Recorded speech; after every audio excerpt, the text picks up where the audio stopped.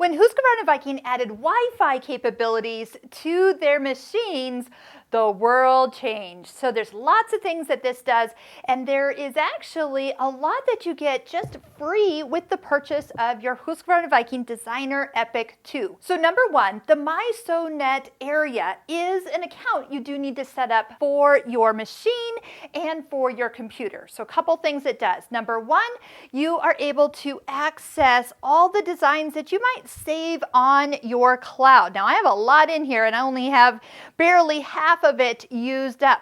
Plus, when you are logged in and connected to your home Wi-Fi like I am, when there's updates that come available, they will come right down in, just like you get updates on your phone or devices these days, and you'll have an option to say yes or no or update later. That's super easy to do. But there's other things that come in. So there's information with the MySewNet blog, there's projects, there's free designs that come in, and anything new that they have added. This is no cost to you. Plus, you can download the Husqvarna Viking MySewNet monitor. You can monitor your embroidery progress. There's design placement. There's also a place where you can create your own designs as well. So lots of things that are available. Make sure you check out all the options that are available to you with this machine.